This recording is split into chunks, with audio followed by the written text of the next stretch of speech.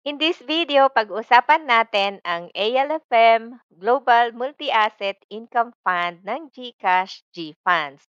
Ito ang favorite fund ng karamihan ng mga nag invest sa GCash G-Fund.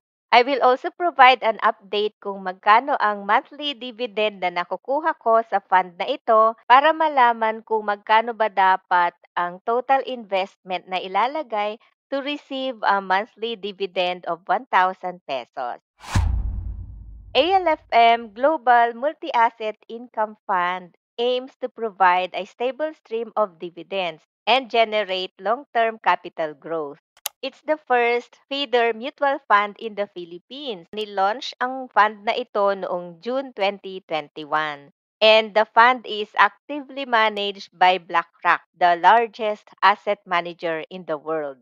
Being a feeder fund, it will invest at least 90% of its assets into a single collective investment scheme. How does a feeder fund work? Ang feeder fund ay para siyang group piggy bank kung saan nilalagay ng mga investors ang kanilang pera. And then, yung pool of money ng mga investors from the group piggy bank goes into another piggy bank account called the master fund. At ang master fund naman na ito ang ginagamit sa pag-i-invest.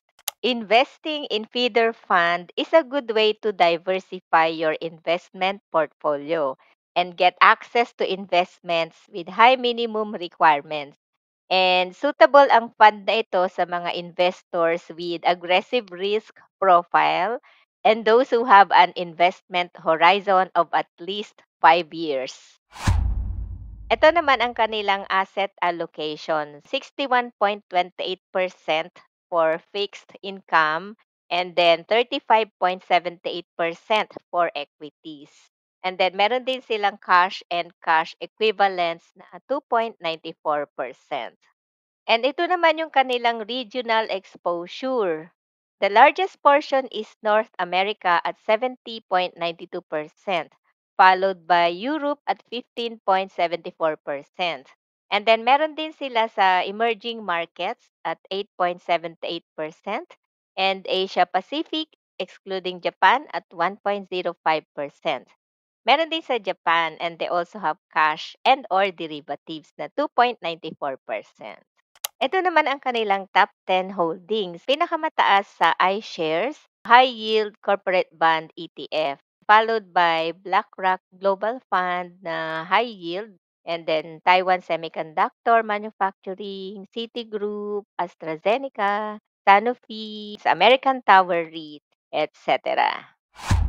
What are the benefits of investing in ALFM Global Multi-Asset Income Fund? Unang-una, stable stream of dividends. The dividends are paid on a monthly basis and then automatic na madideposit sa iyong GCash e-wallet kung sa GCash ka nag-iinvest. Kung sa BPI or Metrosec, then mapupunta siya sa cash balance ng investment mo. Next is diversification. Yung fund ini-spread nila ang investments across various asset classes, fixed income securities, stocks, and cash or derivative. Meron siyang strategic investment approach which aims for appreciation in asset value over time. The fund invests in various markets, economies, and industries globally. Downsides of investing in ALFM Global Multi-Asset Fund. Unang-una, management fee. Meron siyang 1% na management fee, annual yung management fee, and this can reduce your overall returns. Next is market volatility. So, hindi exempted ang fund na ito sa market volatility. Yung NAV can change dramatically in a short period of time. Kaya mas suitable ang fund na ito sa mga investors with aggressive risk profile and those with longer-term investment horizon like 5 years or more. Kung conservative investor ka, mas suitable sa iyo ang mga low-risk investments gaya ng MP2, time deposit, and high-yield digital banks. Performance fluctuations. Despite diversification, yung mga global events or economic changes in specific regions or industries could result to performance fluctuations and it could affect the fund's performance.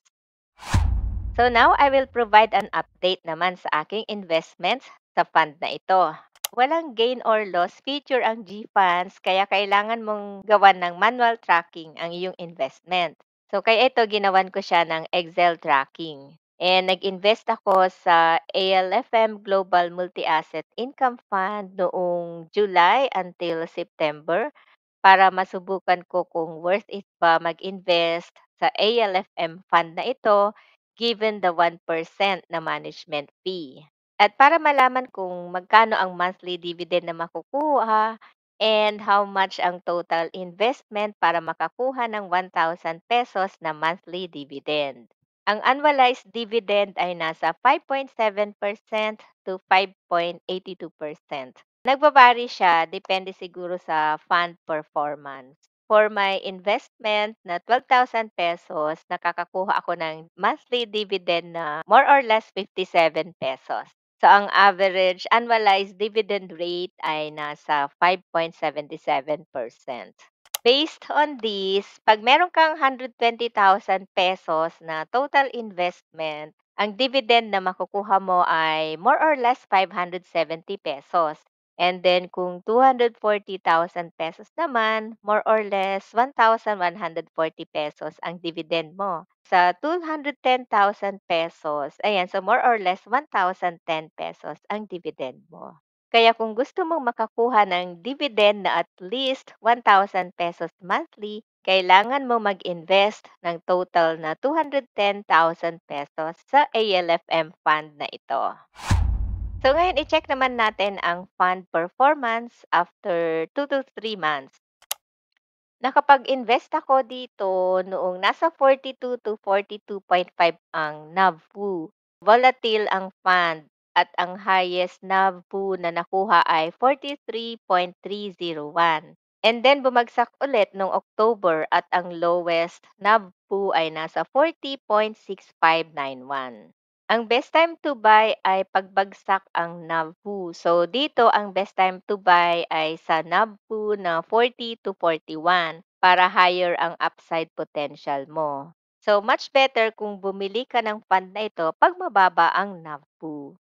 And since bumagsak ang NAVPU, ito ngayon ang current investment value ko. Ngayon nasa 11,765 pesos.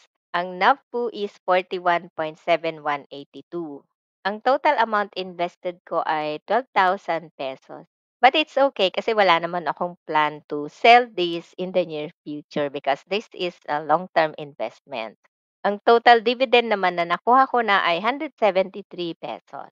ALFM is an attractive investment because meron siyang monthly dividend. Yun nga lang meron din siyang annual management fee na 1% which can reduce your returns. At ang best time to buy ay pag bumaba ang NAVPU for higher upside potential. Kung itutuloy ko mang mag-invest sa fund na ito, maybe sa BPI or First Metrosec na lang ako mag-invest. Especially if I decide to put bigger amount. Kasi better pa rin sa broker kaysa sa GCash. I checked, merong ALFM Global Multi-Assets sa First Metrosec. And then, meron din silang dollar-denominated na ALFM Global Multi-Asset Income Fund if you want to invest in dollars. Sana makatulong ang video ito sa iyong investing journey. Pa-like and share na rin para makatulong din sa iba.